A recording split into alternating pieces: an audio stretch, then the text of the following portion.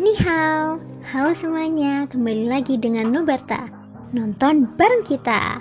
Makasih ya udah setia menunggu updatean dari Nubarta. Semoga kalian masih akan tetap setia bersama Nubarta sampai akhir ya. Nah, kalau gitu nggak perlu lama lagi. Yuk langsung aja kita siapkan diri dan hati kita ke episode berikutnya. Selamat mendengarkan. Pegunungan Shilin. Di dalam gua tempat tinggal Tianying, Shoyen, Tianying, dan yang lainnya berjumlah total 5 orang. Masing-masing dari mereka duduk di aula besar. Hahaha, saudara Shoyen, kau benar-benar membuat kami sangat cemas saat memurnikan pil obat kali ini. Kami takut sesuatu akan terjadi saat kau memurnikan pil obat. Jika itu terjadi, kami tidak akan mampu menanggung tanggung jawab. Yanxi pertama-tama melirik Ahbao. Baru kemudian, dia menatap Shoyen dan berbicara dengan nada bercanda. Shoyen tersenyum dan menjawab, "Terima kasih atas perhatianmu. Penyempurnaan pil obat kali ini bisa dibilang lancar." Tianying lalu berkata, "Kalau begitu, pil bodhisattva telah berhasil disempurnakan." Meskipun Tianying telah melihat pil petir, dia tetap tidak dapat menahan diri untuk bertanya. Shoyen mengangguk dan berkata, "Aku cukup beruntung untuk berhasil menyempurnakannya. Setidaknya aku tidak mengecewakanmu," ucap Shoyen. "Hahaha, adik Shoyen benar-benar jenius di generasi ini. Kau tidak hanya memiliki kekuatan yang hebat, tetapi keterampilanmu dalam memurnikan pil juga tak tertandingi di dunia ini." Hahaha. Tianying tersenyum, kata-katanya mengandung sanjungan di dalamnya. Tak lama kemudian, semua orang yang hadir mulai tertawa terbahak-bahak. Setelah itu, mereka bercanda sebentar sebelum Shoyen menarik emosinya. Ekspresinya menjadi serius saat dia berkata, "Saudara-saudara, kali ini aku punya sesuatu yang ingin aku berikan kepada kalian semua." Shoyen sengaja tersenyum misterius setelah mengucapkan kata-kata ini. Setelah itu, dia membalikan tangannya dan sebuah botol giok muncul di telapak tangan Shoyen. Ada 4 pil obat berbentuk bulat di dalam botol giok itu. Meskipun dipisahkan oleh botol giok itu, sudah ada aroma obat yang menyebar dari dalam, menyebabkan seseorang merasa nyaman setelah menciumnya. Doki yang tenang di dalam tubuh seseorang benar-benar mulai melonjak pada saat ini. Ekspresi Tianying dan 3 orang lainnya langsung berubah saat merasakan perubahan aura di dalam tubuh mereka. Mereka tanpa sadar terkejut dalam hati. Pil obat macam apa ini? Pil itu benar-benar mampu menyebabkan perubahan aura mereka. Tak lama kemudian, mata Tianying mengeras. Ia sepertinya sudah memiliki jawaban di dalam hatinya. Matanya langsung terangkat, menatap Shoyen dan berseru, "Ini, jangan bilang ini." Hahaha, tebakan saudara Tianying benar. Ini adalah pil kesengsaraan Kaisar. Ekspresi dari 3 orang lain yang hadir tiba-tiba berubah ketika tawa lembut dari mulut Shoyen terdengar. Mereka semua terkejut. Mungkinkah pil obat yang telah disempurnakan Shoyen sebelumnya adalah pil kesengsaraan Kaisar? Dengan pikiran ini di hati mereka, ekspresi beberapa dari mereka tanpa sadar berubah saat mereka melihat 4 pil obat di dalam botol giok. Hati mereka dipenuhi dengan keraguan saat emosi yang membara tanpa sadar muncul dari lubuk hati mereka. Pil kesengsaraan Kaisar. Selama mereka memiliki benda ini, kekuatan beberapa orang yang hadir akan memiliki kesempatan untuk maju selangkah lagi. Menggunakannya untuk menerobos ke kelas Dodi tidak diragukan lagi merupakan impian terbesar dari mereka. Di masa lalu, mereka tidak pernah berurusan dengan manusia. Bahkan bisa dikatakan bahwa mereka memperlakukan manusia sebagai musuh. Tidak ada kesempatan bagi mereka untuk mendapatkan ramuan kesengsaraan Kaisar. Namun sekarang, ramuan kesengsaraan Kaisar diletakkan di depan mereka. Shoyen tanpa sadar tersenyum saat melihat pemandangan ini. Setelah itu, dia mengangkat tangannya yang lain. Sebuah cahaya bersinar di telapak tangannya dan sebuah kotak giok muncul. Saat kotak giok itu muncul, aura berdarah pekat yang tak bisa disembunyikan menyebar dari kotak giok itu. Ekspresi keempat orang yang hadir tiba-tiba berubah liar. Tekanan yang sangat besar tanpa sadar menyebar di dalam hati mereka. "Kakak Shoyen, ini benda apa ini?" Menghadapi aura yang menakutkan ini, bahkan dengan karakter Tianying, auranya bergetar tanpa sadar. Penekanan semacam ini yang berasal dari dalam jiwanya, menyebabkan dia kesulitan mengangkat kepalanya. Shoyen tidak berani bercanda lagi ketika dia melihat 4 orang di depannya, benar-benar menunjukkan ekspresi ketakutan. Wajahnya serius saat dia berbicara. "Ini adalah inti monster dari binatang ajaib kelas Dodi bintang 5. Aku mendapatkannya dari pelelangan. Aku bermaksud memberikan benda ini kepada kalian semua, jika kalian mampu menelan dan memurnikannya.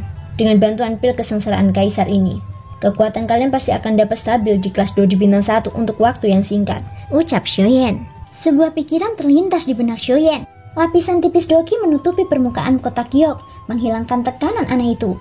Setelah itu, ia menyerahkannya kepada Tianying. Hati keempat orang di depannya tanpa sadar tergerak ketika kata-kata ini diucapkan. Hal ini terutama berlaku bagi Ahbao. Setelah mendengar bahwa benda ini sebenarnya untuk kelompok Tianying, Hatinya tanpa sadar merasakan kekecewaan. Matanya sesekali melirik botol giok di tangan Shoyan yang lain. Hanya ada 4 pil obat di dalamnya. Saat ini, kekuatan Shoyan hanyalah kekuatan Bandi. Kemungkinan besar dia tidak bermaksud untuk menyiapkan apapun untuknya.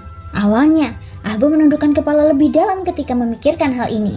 Shoyan membuka botol giok itu dengan jentikan jarinya. Keempat pil kesengsaraan kaisar di dalam botol giok terbang keluar di bawah kendali pikiran Shoyan. Mereka melayang di depan kelompok Tianying dan Ahbao. Ketiga saudara Tianying dengan cemas menyimpan pil obat yang tergantung di depan mereka ke dalam pakaian mereka. Ahbao di sisi lain tidak melihat pil obat yang tergantung di depannya karena dia telah menundukkan kepalanya. Ahbao, Shoyan memanggilnya dengan lembut. Ahbao langsung tampak tersengat listrik. Ia langsung menegakkan tubuhnya. Tak lama kemudian, ia melihat pil kesengsaraan kaisar tergantung di depannya. Ambil ini. Shoyan tertawa pelan. Namun, hal itu membuat Ahbao tercengang. Ia tampaknya menduga bahwa telinganya salah dengar. Ia tidak dapat menahan diri untuk bertanya lagi kepada Shoyan. Setelah menerima konfirmasi dari Shoyan, ia menjadi sangat gembira saat ia menyambar pil obat di depannya dari udara. Seolah-olah ia takut Shoyan akan mengambilnya kembali. Shoyan tersenyum tipis saat melihat ini. Dia tidak mengatakan apa-apa lagi. Setelah mengobrol sebentar dengan keempat orang di depannya, mereka menuju ke lokasi ular narwhal di bawah pimpinan Tianying. Beberapa saat kemudian, Shoyan dan Tianying tiba di bawah tanah. Namun, tidak ada apapun di ruang magma yang membara itu. Selain mereka berdua, tidak ada yang lain. Bahkan Shoyan pun tak kuasa menahan rasa terkejutnya saat melihat pemandangan di depannya. Ia ingat dengan jelas bahwa ular narwhal berada di wilayah ini setahun yang lalu. Mengapa sekarang tidak ada sedikit pun jejaknya? Saat Shoyan menoleh, dia melihat bibir Tianying melengkung membentuk senyuman. Hahaha, saudara Shoyan, sepertinya kau pun tidak menemukan keberadaannya. Tianying tersenyum dan tampak cukup puas dengan ini. Bahkan ada sedikit rasa bangga dalam senyumannya. Saudara Tianying, apa yang terjadi? Tanya Shoyan. Tianying menyeringai saat melihat Shoyan mengerutkan kening. Setelah itu, dia mengangkat tangannya dan segel di tangannya berubah. Setelah beberapa nafas, magma di depan Shoyan dan Tianying tiba-tiba menjadi ilusi dan menghilang. Pada saat yang sama, sesosok makhluk besar muncul di depan mereka berdua. Makhluk yang muncul di hadapan mereka berdua adalah seekor ular yang sangat besar. Tidak seperti binatang ajaib jenis ular biasa. Ia memiliki satu tanduk yang berbentuk seperti petir di kepalanya. Ini adalah sebuah formasi? Tanya Shoyan. Tianying yang berada di sampingnya tersenyum dan menjelaskan. Ya, namun ini ada formasi alami. Shoyan terkejut saat mendengar ini. Oh, suatu formasi dapat terbentuk secara alami. Shoyan tahu bahwa semua makhluk hidup di dunia, termasuk binatang buas, bunga, dan burung, lahir dari alam. Namun, Shoyan benar-benar tidak menyangka bahwa dunia dapat menciptakan formasi misterius seperti itu. Hahaha, saudara Shoyan, ada sesuatu yang tidak kamu ketahui. Suatu formasi mirip dengan Doki. Keduanya adalah energi dari alam semesta. Akan tetapi, cara penggunaannya berbeda. Secara keseluruhan, keduanya masih saling terhubung. Energi-energi yang ada di alam semesta tersebut dapat digunakan oleh manusia karena manusia mampu mengaturnya dengan baik. Oleh karena itu, energi-energi tersebut dapat dikendalikan. Alasan mengapa formasi seperti ini dapat ada adalah karena formasi tersebut telah diatur dengan benar setelah banyak perubahan dalam sejarah. Itu saja. Shoyan akhirnya mengerti dalam hatinya ketika mendengar ini. Formasi misterius yang muncul di depannya ini seperti pavilion bintang jatuh di benua Doki. Bukankah formasi itu meminjam meteorit dari luar angkasa untuk menciptakan alam bintang, sehingga menghasilkan pavilion bintang jatuh? Setelah memahami hal ini, Shoyan segera mengangguk. Setelah itu, dia menarik pikirannya dan menatap ular narwhal. Setelah setahun, lapisan energi pada tubuh ular narwhal tidak banyak berubah. Namun, Shoyan samar-samar dapat merasakan bahwa aura ular narwhal secara bertahap meningkat. Dari penampilannya, kekuatannya kemungkinan telah melampaui Dodi bintang 4. Hati Shoyan bergembira karenanya. Meskipun ular narwhal masih membutuhkan waktu yang cukup lama untuk menyempurnakan kultikula energi, jalur pelatihannya setidaknya jauh lebih stabil daripada Shoyan. Setelah melihat ular narwhal, tujuan Shoyan selanjutnya adalah langsung menuju pedalaman Shilin. Itulah tujuan akhir perjalanan Shoyan ke pegunungan Shilin. Setelah mengucapkan selamat tinggal kepada Tianying dan 3 lainnya, Shoyan berangkat sendirian dan terbang menuju pedalaman Shilin. Setelah beberapa jam, cahaya matahari antara langit dan bumi berangsur-angsur meredup. Tanah yang awalnya subur berangsur-angsur tertutup oleh es dan salju. Suhu antara langit dan bumi juga berangsur-angsur menjadi dingin. Seluruh dunia dipenuhi dengan hawa dingin yang menusuk. Salju menyebar hingga ke ujung pandangan. Sosok Shoyan sama sekali tidak terpengaruh oleh angin dingin. Secara bertahap, area di belakangnya juga dipenuhi hamparan salju yang luas. Di depan mata Shoyan, sebuah gunung yang agak kabur berdiri di depannya seperti binatang buas raksasa. Pada titik ini, langkah kaki Shoyan terhenti. Dalam benaknya, sosok anggun tanpa sadar muncul. Sosok itu adalah Murong Qianqian. Aku jadi bertanya-tanya, bagaimana keadaan gadis itu sekarang? Singkatnya dia lebih baik dariku. Kekuatan paman keempatnya sangat menakutkan. Klan di belakangnya juga seharusnya tidak lemah. Xiaoyan menggumamkan beberapa patah kata dalam hatinya.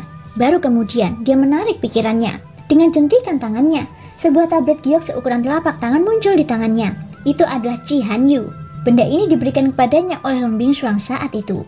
Tujuannya adalah agar dia dapat memasuki pedalaman Silin dengan aman di masa mendatang. Setelah mengeluarkan Qi Hanyu, sebuah pikiran terlintas di benak Xiaoyan. Seutas doki mengalir mengikuti telapak tangannya dan mengalir ke dalamnya. Seketika, penghalang energi tak kasat mata dilepaskan dari Qi Hanyu di tangannya. Penghalang itu melilit ruang dalam radius belasan kaki di sekitar Xiaoyan. Angin dingin yang menggigit terisolasi jauh. Tubuh Xiaoyan terasa jauh lebih rileks. Tanpa ragu, Xiaoyan langsung menggunakan langkah pemusnah langit. Dalam sekejap mata, tubuhnya telah melintasi gunung tinggi di depannya dan dengan cepat terbang menuju wilayah yang dalam. Meskipun pedalaman Silin adalah pedalaman, itu masih cukup besar. Dengan kecepatan Xiaoyan, dia secara kasar mencari arah di dalam hatinya. Namun, dia masih menghabiskan hampir 4 jam sebelum dia menemukan istana es bawah tanah tempat Long Bingshuang tinggal. Setelah menemukan pintu masuk, Xiaoyan berhasil memasuki istana es bawah tanah. Saat itu, kekuatan spiritualnya masih lemah dan Xiaoyan tidak merasakannya dengan jelas. Namun, saat Xiaoyan melangkah pertama kali ke istana es, dia dengan jelas merasakan lokasi air mancur dingin roh es di dalam istana. Bagian dalam istana sangat luas. Semua bangunan di sini diukir dari es. Meskipun hanya ada satu jenis, namun tetap saja memiliki keindahan yang berbeda. Baru pada saat inilah Xiaoyan tiba-tiba menyadari bahwa sejak ia memasuki istana es, energi spiritualnya dibatasi oleh sesuatu.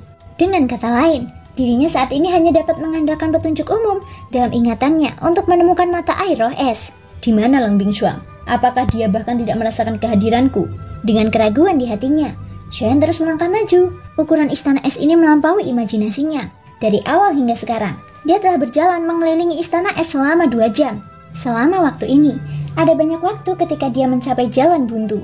Tanpa daya, dia mengambil beberapa belokan lagi dan mengalami beberapa kemunduran lagi. Setelah setengah hari mencari, suara jernih air mengalir akhirnya mencapai telinga Xiaoyan.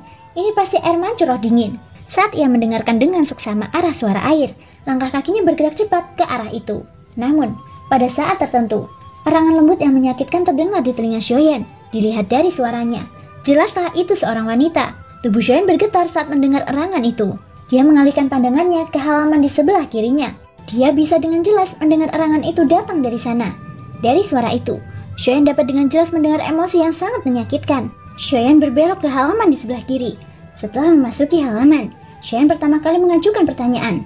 Namun suara erangan dari ruangan di halaman itu ditekan dengan paksa.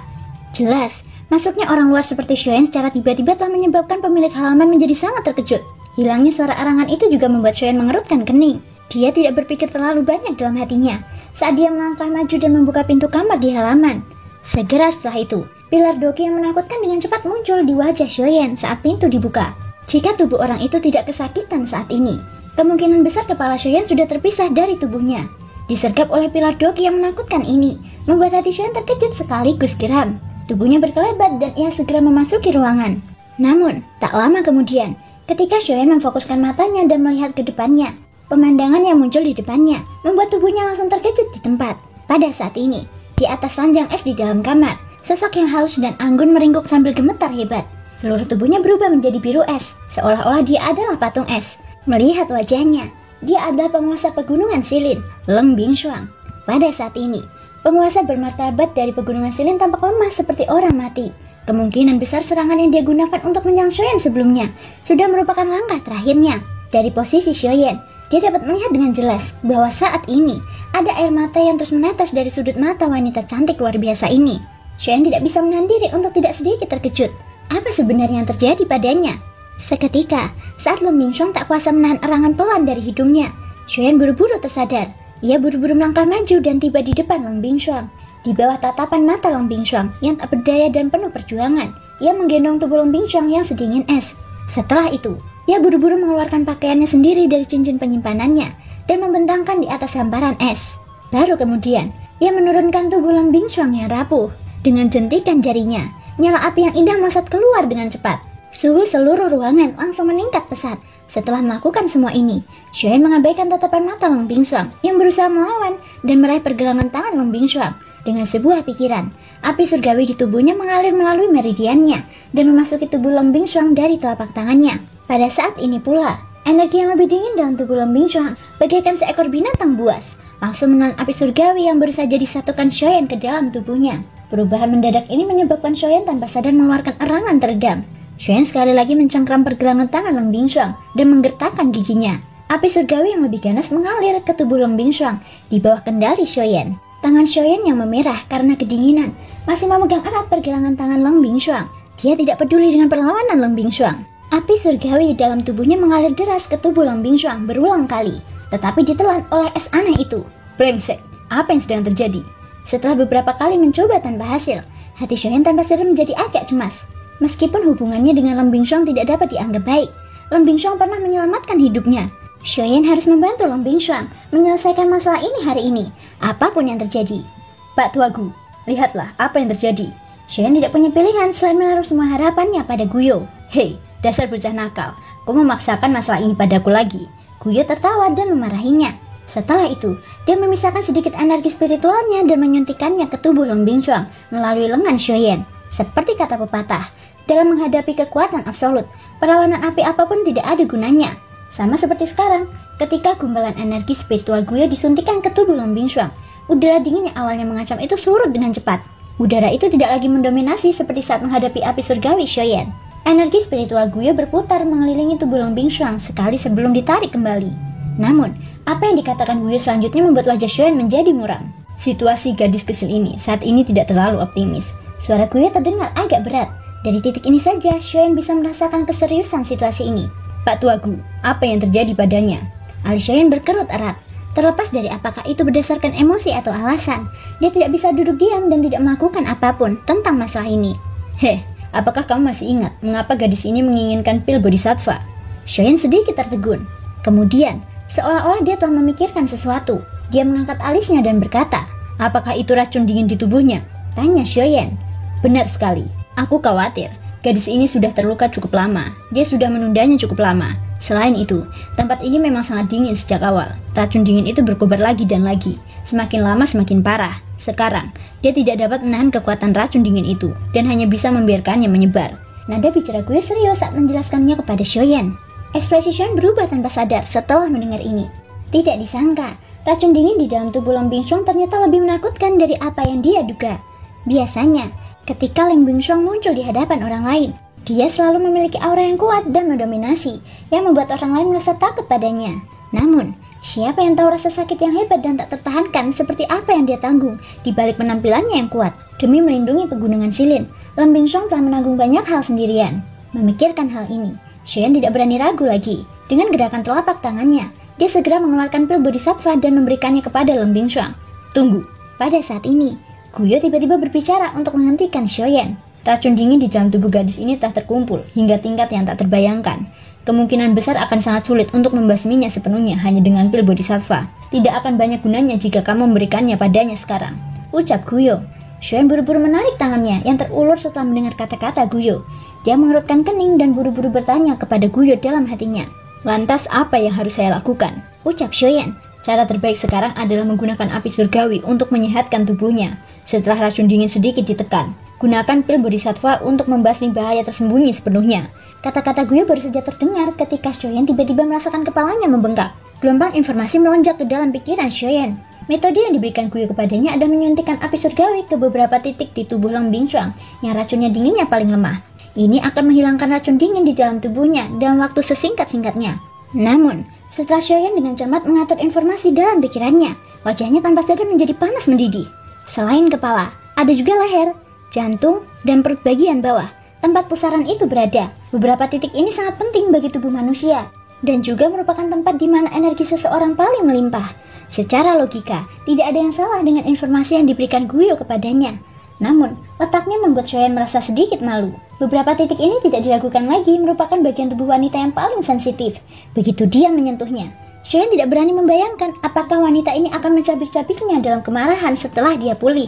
Bahkan dengan keteguhan mental Xiaoyan, Tanpa sadar ia merasakan hawa dingin menjalar di tulang punggungnya saat memikirkan hal ini. Tenggorokannya sedikit berguncang saat ia menelan ludahnya. Pak Tuagu, kamu tidak bermaksud menipuku kan? Sudut mulut Shoyan berkedut sedikit saat dia tersenyum canggung dan bertanya dalam hatinya. Hehe, dengan levelmu, kau seharusnya bisa melihatnya. Selain beberapa tempat yang telah kuberikan padamu, menurutmu metode apa lagi yang bisa menyelamatkannya? Kau juga telah melihatnya sebelumnya. Dengan kekuatan racun dingin, mustahil bagi api surgawi milikmu untuk memasuki tubuhnya. Jika kau memasukkan tubuhnya dengan paksa, itu malah akan melukai tubuhnya. Karena kau tidak ingin melukainya, tetapi kau ingin menyelamatkannya. Metode yang telah kuberikan padamu sudah yang paling aman. Jika kau tidak mau, maka tidak ada yang bisa kulakukan. Guyo tertawa, tetapi kata-kata yang diucapkannya membuat Shoyan tidak dapat membantahnya. Guyo benar, beberapa titik yang ditunjukkan memang merupakan bagian terlemah dari tubuh Leng Bingshuang. Selain itu, tidak ada cara lain bagi Shoyan untuk menyuntikkan api surgawi ke dalam tubuhnya. Kalau begitu jangan salahkan aku. Shoyan tertawa getir dalam hatinya. Baru kemudian dia mengangkat matanya untuk melihat wanita di depannya. Sekilas, Leng Bingshuang sudah hampir pingsan. Dalam waktu singkat ini, racun dingin di tubuhnya menjadi semakin kuat. Mungkin ini karena dia merasakan aura mengancam Shoyan di dunia luar. Tenggorokan Shoyan bergejolak saat dia perlahan mengangkat tangannya yang gemetar. Dia perlahan menggerakkannya ke perut bagian bawah Leng Bingshuang. Tepat saat Shoyan hendak meletakkan tangannya di sana, Leng Bingshuang yang hampir pingsan tiba-tiba membuka matanya. Sepasang mata dingin menatap Shoyan dengan cara yang seolah ingin melahapnya. Niat membunuh yang dingin itu sama sekali tidak tersembunyi. Ekspresi di wajahnya yang pucat sangat dingin. Dia tidak bisa menahan diri untuk berhenti sejenak. Arangan menyakitkan keluar dari hidungnya. Setelah itu, dia berbicara dengan suara dingin dan serius. Apa yang sedang kamu coba lakukan? Kemunculan tiba-tiba dari pemandangan ini juga menyebabkan Shoyan yang baru saja mengelurkan tangannya. Seluruh tubuhnya tiba-tiba bergetar dan dia tidak bisa menahan diri untuk mundur 2 langkah. Tindakan tiba-tiba wanita di depannya membuat Shoyan ketakutan. Racun dingin di tubuhmu makin parah. Jangan bergerak, biarkan aku membantumu mengeluarkan racunnya, ucap Shoyan. Enyah, ratu ini tidak membutuhkanmu. Leng Bingshuang berteriak marah saat kata-kata Shoyan terdengar. Namun, sebelum dia bisa selesai berbicara, dunia di depannya berubah menjadi hitam dan dia langsung pingsan. Terima kasih semuanya sudah mau mendengarkan dari awal sampai akhir. Sampai jumpa di episode berikutnya.